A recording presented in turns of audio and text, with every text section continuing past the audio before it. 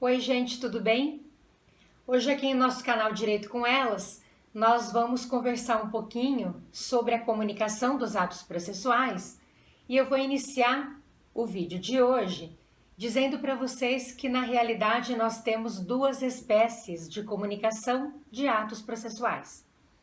Então nós temos uma comunicação que se dá envolvendo as partes de uma determinada relação processual, e aí eu me refiro às regras do sistema relacionadas à citação e à intimação, né, envolvendo essa parte, a pessoa que está envolvida nessa relação, e também uma outra espécie aí de comunicação, nós temos essa comunicação que envolve os juízos, pessoal.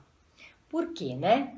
No vídeo passado, a gente falou um pouquinho sobre jurisdição e competência, e naquela ocasião eu coloquei para vocês o seguinte, né? O juiz ele tem jurisdição, tem condições de dizer o direito envolvendo os casos concretos, mas ele tem que ter competência também para julgar aquele determinado litígio que lhe é apresentado, né? Então ele, nesse contexto, detém a jurisdição, porque ele pode resolver os conflitos que lhe são submetidos, mas ele pode não ter competência eventualmente para poder julgar, enfim, né? A gente tem que observar os critérios de fixação de competência regulamentados pela lei. Então vamos supor que uma ação tramite aqui em São Paulo, mediante a regra de competência que nós observamos, ela tramita em São Paulo, mas existe a necessidade de se praticar um ato processual noutra localidade, né? Então, pode ser que a gente se depare com a situação de se precisar realizar um ato processual, de a gente precisar da colaboração de um outro órgão jurisdicional, porque aquele ato precisa se dar noutra localidade, noutra instância, enfim, né, pessoal, dependendo do contexto. O juiz de São Paulo, por exemplo, competente para o julgamento dessa ação, né, se o réu reside e a ação está tramitando em São Paulo, o réu reside em Sorocaba, por exemplo, né?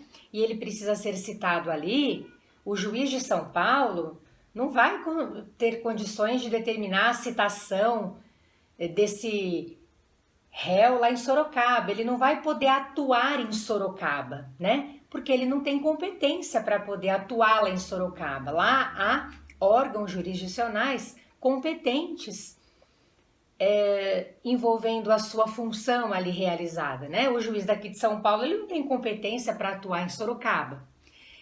Então, na realidade, em muitas ocasiões, nós precisamos da colaboração de um outro órgão jurisdicional envolvendo a prática de atos processuais, pessoal.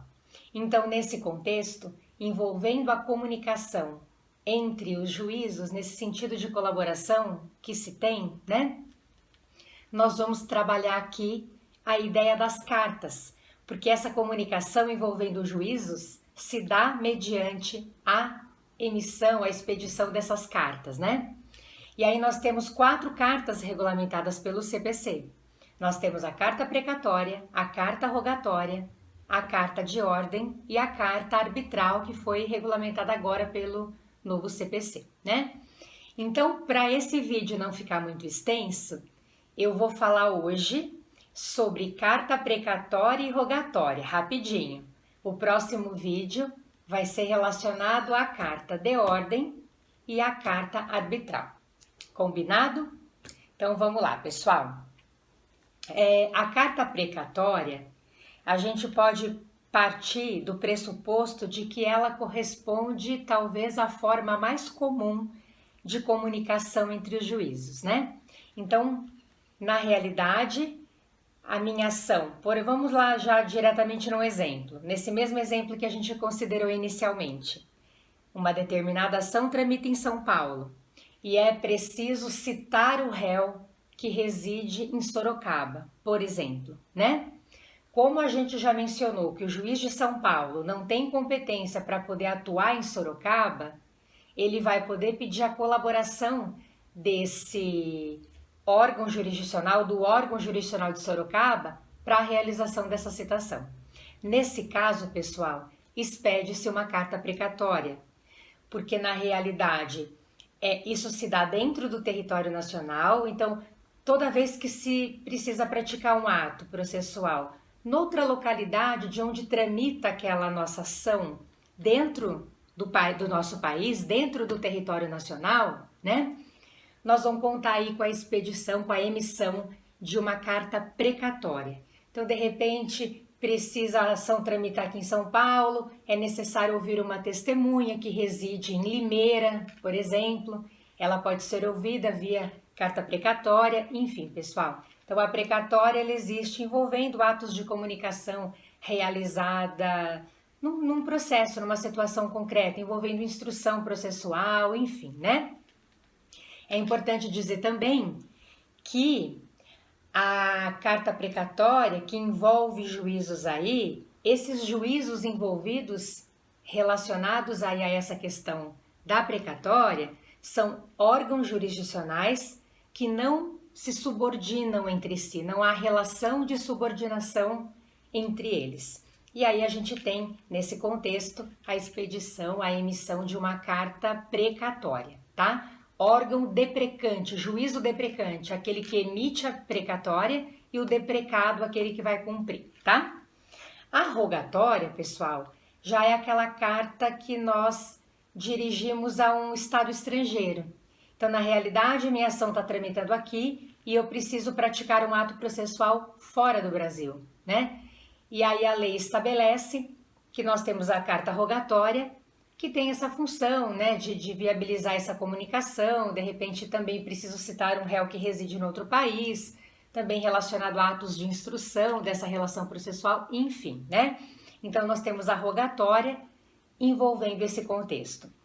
Só para ficar clara essa questão, gente, há um dispositivo no CPC que coloca, por exemplo, que se no país onde aquele réu está, né, vamos supor, naquele país não se cumpre carta rogatória, esse local em que ele está, essa situação em que se vivencia em concreto, vai ser considerada como se ele estivesse em um local inacessível e, neste caso, por exemplo, a lei coloca essa situação como uma hipótese de citação desse réu via edital. Então, não dá para cumprir a rogatória, ele vai ter que ser citado por edital dentro desse contexto, tá bom?